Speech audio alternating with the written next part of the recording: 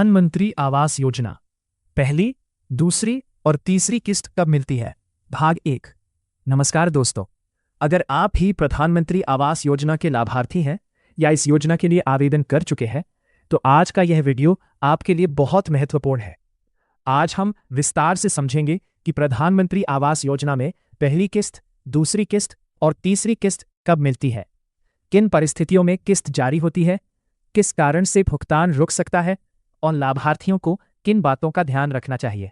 Video शुरू करने से पहले अगर आपने अभी तक हमारे चैनल को सब्सक्राइब नहीं किया है तो चैनल को सब्सक्राइब करें और बेल आइकन दबा दें ताकि सरकारी योजनाओं की हर नई जानकारी आपको सबसे पहले मिलती रहे।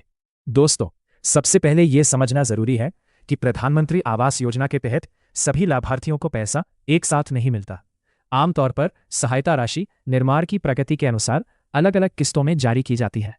किस्तों का समय और राशि राज्य, ग्रामीण या शहरी योजना तथा स्थानीय प्रशासनिक प्रक्रिया के अनुसार अलग हो सकती है। पहली किस्त कब मिलती है?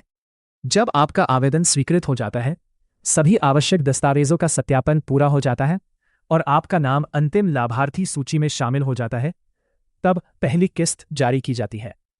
पहली किस्त का उद्देश्य घर के निर्माण का काम शुरू करने में मदद करना होता है। पहली किस्त मिलने के बाद लाभार्थी को निर्धारित नियमों के अनुसार निर्माण कार्य शुरू करना चाहिए। कई स्थानों पर निर्माण की शुरुआत का भौतिक सत्यापन या जियो टैगिंग भी की जाती है। दूसरी किस्त कब मिलती है? दूसरी किस्त तब जारी की जाती है जब निर्माण कार्य निर्धारित स्तर तक पहुंच जाता है।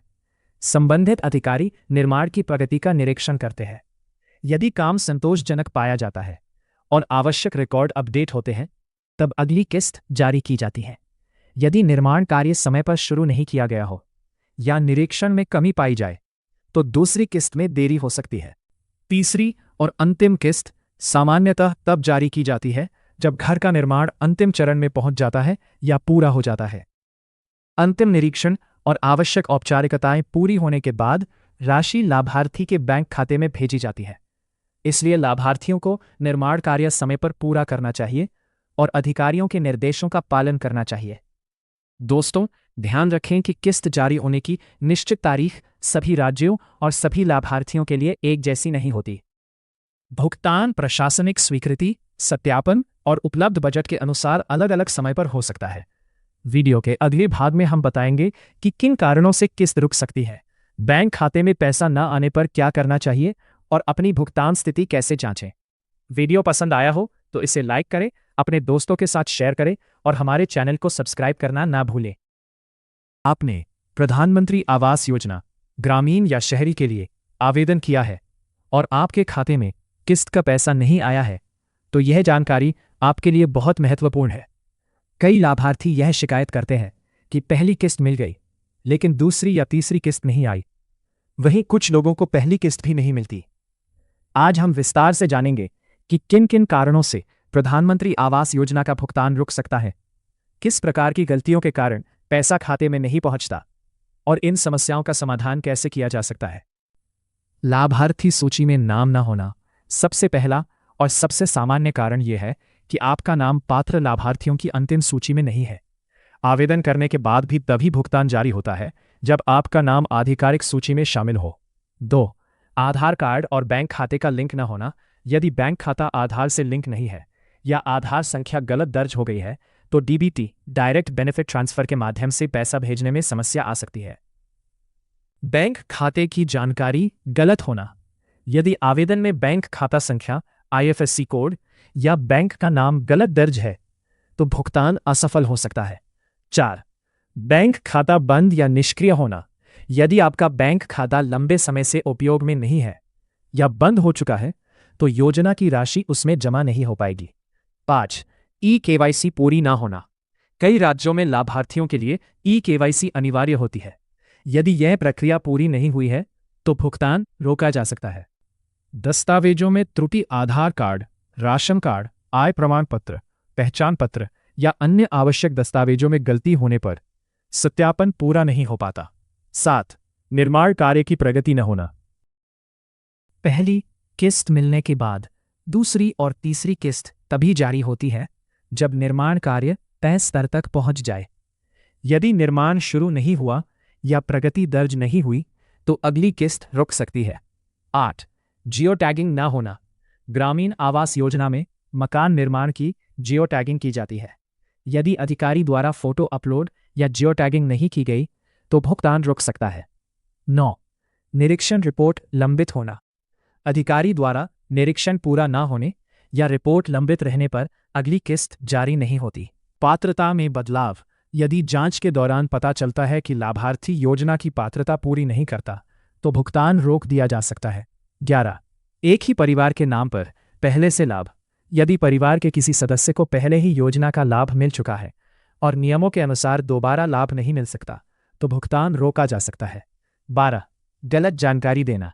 यदि आवेदन में आय, परिवार, मकान या अन्य जानकारी गलत पाई जाती है तो भुगतान रद्द भी किया जा सकता है। 13. मोबाइल नंबर अपडेट ना होना। कई बार सत्यापन और सूचना मोबाइल नंबर पर भेजी जाती है। गलत या बंद नंबर होने से प्रक्रिया प्रभावित हो सकती है। 14. तकनीकी समस्या। कभी कभी पोर्टल, सर्वर, बैंकिंग नेटवर्क या डीबीटी सिस्टम में तकनीकी समस्या होने के कारण भुगतान में देरी हो जाती है। 15. बजट उपलब्ध न होना। कुछ मामलों में नई किस्त जारी होने में समय लग सकता है यदि संबंधित वित्तीय अवधि में धनराशि जारी होने की प्रक्रिया चल रही हो। 16. पंचायत या नगर निकाय से सत्यापन लंबित। यदि स्थानीय स्तर पर सत्यापन पूरा नहीं हुआ है तो भुगतान रुका रह सकता है। आधार और नाम में अंतर। यदि आधार कार्ड और बैंक खाते में नाम अलग अलग है तो भुगतान असफल हो सकता है। 18.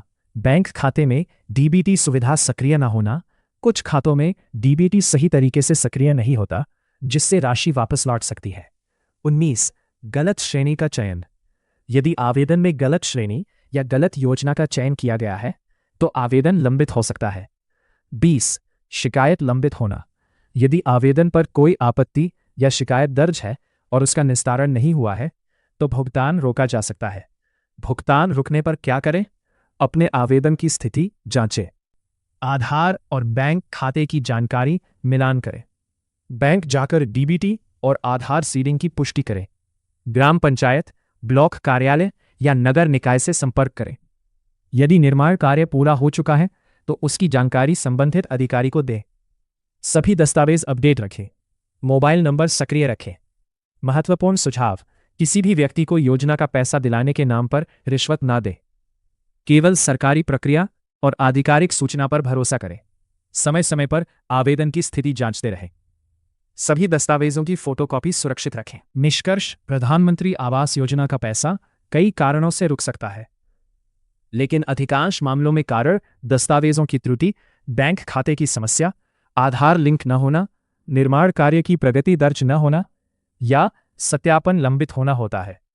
यदि लाभार्थी समय पर अपनी जानकारी सही रखे और संबंधित कार्यालय से संपर्क बनाए रखे तो अधिकांश समस्याओं का समाधान हो सकता है। वीडियो समाप्त करने से पहले यदि आपको यह जानकारी उपयोगी लगी हो तो वीडियो को लाइक करें, अपने दोस्तों और परिवार के साथ शेयर करें और हमारे चैनल को सब्सक्राइब करना ना भूलें। ऐसी ही सरकारी योजनाओं की नई और महत्वपूर्ण जानकारी के लिए बेल आइकन जरूर दबाएं। धन्यवाद। मिलते हैं अगली वीडियो में।